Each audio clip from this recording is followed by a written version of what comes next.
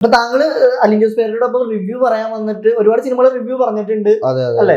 അപ്പൊ താങ്കൾ കാരണം വിജയിച്ച ഒരു സിനിമയോ അല്ലെങ്കിൽ ഏതെങ്കിലും ഒരു ബ്രാൻഡോ അങ്ങനെ എന്തെങ്കിലുമൊക്കെ ഉണ്ടായിട്ടുണ്ടോ? ഉണ്ട്. ലേഖാചിത്രത്തില് ഞങ്ങൾ റിവ്യൂ പറഞ്ഞതാ. പിന്നെ പോരാത്തന്നെ ഞാൻ അതിനകത്ത് ചെയ്തതുള്ളത് നിങ്ങൾ കണ്ടല്ലേ, ചെറിയൊരു സീൻ, ഡയലോഗ് ഒന്നുമില്ല.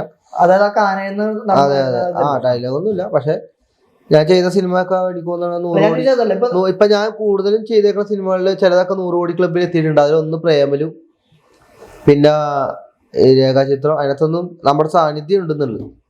അതൊക്കെ നല്ല പടങ്ങളല്ല, അറിയാല്ല, 100 കോടി ക്ലബിൽ കയറിയ പടങ്ങളാണ്. അല്ലാതെ ഇപ്പൊ നിങ്ങൾ വേറെ ചെറിയ ചെറിയ സിനിമകളൊക്കെ റിവ്യൂ പറഞ്ഞിട്ടുണ്ടല്ലോ, അത് വിജയിച്ചതായിട്ട് നിങ്ങൾക്ക് തോന്നി? റിവ്യൂ പറയണെന്ന് വെച്ചാൽ ചില ഡയറക്ടർമാർ വന്നിട്ട് ഞങ്ങളോട് പറയും ഞങ്ങളെ ഒന്ന് പരിചയപ്പെടുത്തണം, റിവ്യൂ പറയണം. ഞാൻ സീരിയസ് ആയിട്ട് ഒരു കാര്യം പറയാം. ചില ഡയറക്ടർമാർ വന്നിട്ട്, അതായത് പുതിയ പടങ്ങളിൽ വരുന്നവർ ഇപ്പൊ പറയും ചേട്ടാ ഞങ്ങളെ ഒന്ന് പരിചയപ്പെടുത്തണം മീഡിയക്കാരുടെ മുമ്പിൽ, ഞങ്ങൾ ഈ പടത്തിൽ അഭിനയിച്ചാണ്. അതായത് ഒരു 5 പടമായാലും ആരും തിരിച്ചറിയാത്ത നടന്മാർ കുറെ പേരുണ്ട് അല്ലെ, ശരിയല്ലേ? അപ്പൊ ഞങ്ങളുടെ അടുത്തൊന്ന് ഇങ്ങടാ വന്ന് പറയണം, ചേട്ടാ ഞങ്ങളൊന്ന് പരിചയപ്പെടുത്ത്, ഞങ്ങളുടെ സിനിമ ഒന്ന് റിവ്യൂ പറ. ഞങ്ങൾക്കൊന്നും ചായ വെള്ളം ഒന്നും മേടിച്ചു തരാറില്ല. ആ ടിക്കറ്റ് എടുത്ത് തരില്ലെന്ന് പറയല്ല, ടിക്കറ്റ് തരും, ഒരു ഫ്രീ ടിക്കറ്റ് തരും. അല്ലാണ്ട് പുറത്തിറങ്ങിയിട്ട് ഞങ്ങൾക്ക് എന്നാ പോലെ ഒരു സർവത്ത് കുടിക്കുന്നു പറഞ്ഞ് ഞങ്ങൾക്ക് ഒരു 10 രൂപ കാശ് തരാറില്ല.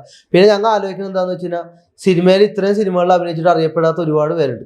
അതിൽ ഞങ്ങളിലൂടെ അറിയപ്പെട്ടവരുമുണ്ട്. ഞങ്ങൾ പരിചയപ്പെടുത്തി, ഇന്ന പടത്തിന്റെ ഡയറക്ടറാണ്, ഇന്ന പടത്തിൽ അഭിനയിച്ച ആ കുട്ടിയാണ്. പക്ഷെ ആ സിനിമ വിജയിക്കുന്നുണ്ടോ? സിനിമ ചിലതൊക്കെ വിജയിച്ചു. അതായത് പ്രൊഡ്യൂസറിന്റെ പൈസ തിരിച്ചിട്ടുന്നുണ്ടോ? എന്ത് അങ്ങനെ നിങ്ങൾ റിവ്യൂ പറയുമ്പോ ജനങ്ങൾ തിയേറ്ററിലേക്ക് വരുന്നുണ്ടെന്ന് തോന്നുന്നുണ്ടോ? റിവ്യൂ പറഞ്ഞാൽ ഞങ്ങളെ കൊണ്ട് പറയിപ്പിക്കണില്ല. ആ പടത്തിന്റെ ഡയറക്ടർമാർ വന്നിട്ട് ഞങ്ങൾ നല്ല പടം കേട്ടാ ഒന്ന് പറയൂ, അങ്ങനെ പറയിപ്പിക്കണല്ലേ. അത് ഞാൻ വിജയിപ്പിക്കുക അവരല്ലേ പറയിപ്പിക്കണം, അല്ലാണ്ട് നമ്മൾ സ്വയമായിട്ട് പറയണില്ലല്ലോ. ശരിക്കും അതിന്റെ പുറകിൽ കുറെ ആൾക്കാരുണ്ട്, ഞങ്ങളെ കൊണ്ട് പറയിപ്പിക്കുന്നവരുണ്ട്. അപ്പൊ അത് മനസ്സിലാക്കണം.